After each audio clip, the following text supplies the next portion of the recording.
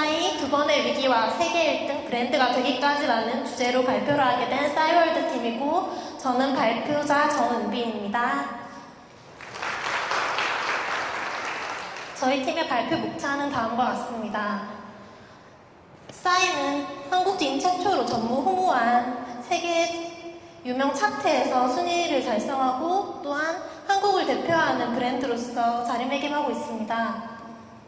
현재 우리에게 너무나도 성공한 스타로서의 모습이 남아있어서 싸이의 시련을 아는 사람은 많지 않습니다. 그러면 싸이는 어떻게 시련을 극복하고 지금의 위치에 올라갈 수 있었을까요? 이것은 싸이의 데뷔부터 지금까지의 그래프입니다.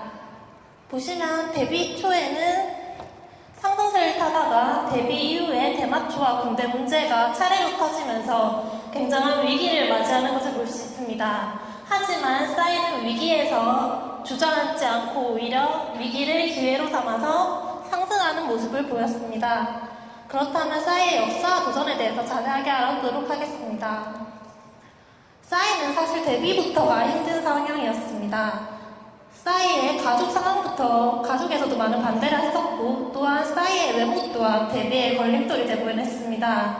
실제로 싸이가 전화로 합격을 하고 한국의 기획사에 찾아왔는데, 공항에서 만난 분이 싸이의 얼굴을 보자마자 공황장애에 빠졌다고 할 정도로 그 당시에는 충격적인 외모와 스타일이었다는 걸 알 수 있습니다.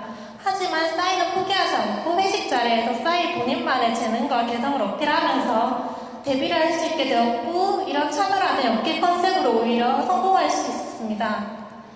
하지만 이 성공도 잠시 싸이는 두 번의 위기를 맞게 됩니다. 대마초 흡연 혐의가 발각되면서 위기를 맞지만 이 위기는 월드컵 방송을 계기로 짧게 끝나게 합니다. 하지만 이후에 군대로 이어지면서 거의 5, 6년간의 공백을 걸치게 됩니다. 싸이는 이때 처음에는 되게 좌절을 해서 군대에서 의욕 없는 모습을 보였다고 합니다. 하지만 싸이가 위문공연을 다니면서 자신감을 회복하고 오히려 음악적인 성숙과 깊은 성찰을 통해서 발전된 모습을 보였습니다. 또 그런 발전된 모습을 가지고 제대한 다음에는 YG 엔터테인먼트로 이적해서 공연 활동에 집중하면서 내공을 키웠습니다. 이렇게 키운 내공을 바탕으로 싸이는 강남 스타일을 발매하게 되면서 세계적인 유명 스타로 떠오르게 됩니다. 싸이는 강남 스타일에 이어서 젠틀맨을 발표하였지만, 젠틀맨은 강남 스타일보다는 많이 부진한 성과를 보였습니다. 그런 와중에 싸이는 젠틀맨 활동을 현재는 과감하게 접고 후속 앨범에 집중하고 있는 상황입니다.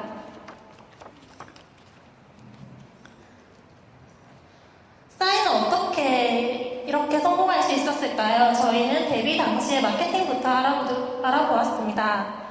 이 도표는 싸이 데뷔 당시 대중가요 시장의 타겟 연령대와 곡들의 성격으로 포지셔닝한 표입니다.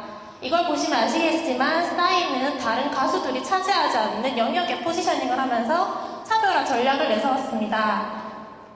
비주류, 파격적, 엽기적이라는 그 당시에는 찾아볼 수 없었던 컨셉을 사용하여 차별적 브랜드 이미지를 구축하고 폭발적인 인지도를 확보하면서 데뷔를 성공적으로 이루게 됩니다.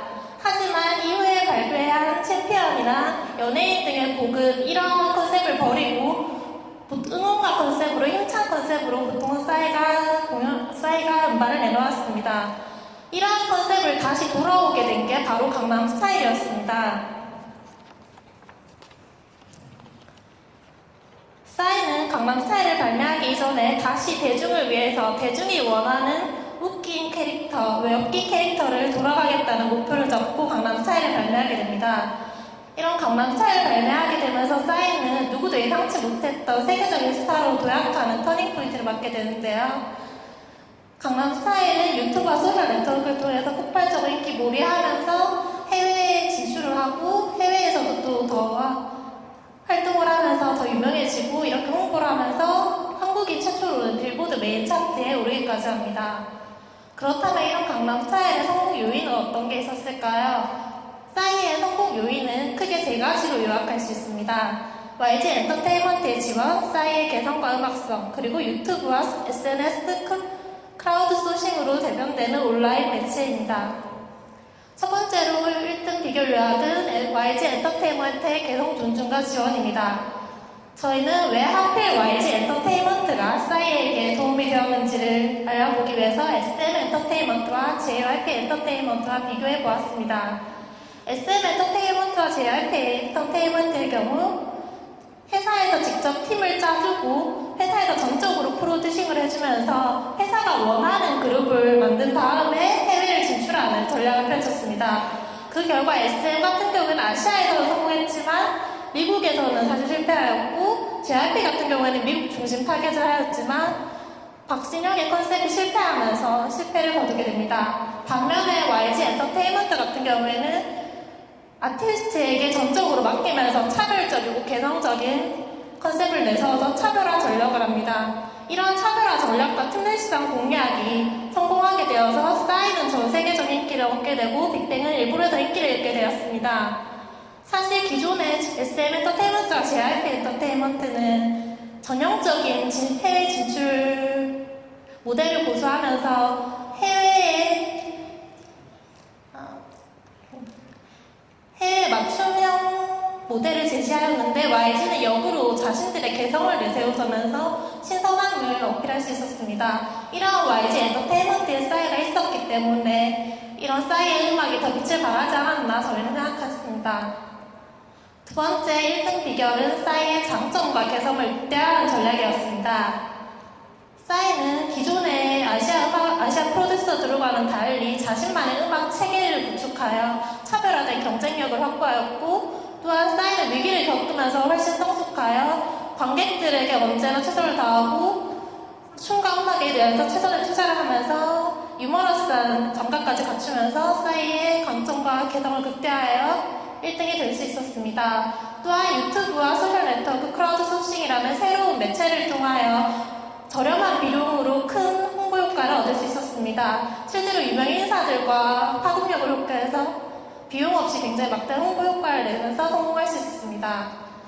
싸이의 성공은 또한 자신의 경제적 효과뿐만 아니라 다른 의미를 담고 있어서 더 가치가 있다고 생각합니다. 싸이는 경제적 파급 효과로 창조 경제의 대표 모델 싸이 관련 소비 증대 효과를 내었고 신케이팝 모델을 제시하였습니다. 또한 국가 브랜드 이미지를 제고하여 단순히 자신의 성공을 넘어서 나라에까지 기여하는 브랜드가 되었습니다. 저희는 싸이의 성공이 여기서 그치지 않고 더 나아갈 수 있다고 생각하여 미래의 방안을 제시하려고 하였습니다.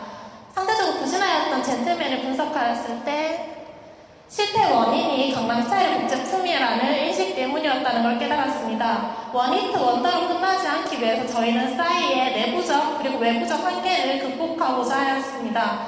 그래서 기존 성공의 후가 이렇게 싸이의 캐릭터 한계, 성적성과 한계, 그리고 외부적인 한계 등을 종합하여 저희는 싸이가 다시 저희 전문가들의 의견을 참고하여 싸이가 다시 처음으로 돌아가서 오히려 싸이의 개성을 살리고 외부의 영향을 받기보다는 오히려 자신의 색깔을 지키라고 말하고 싶습니다.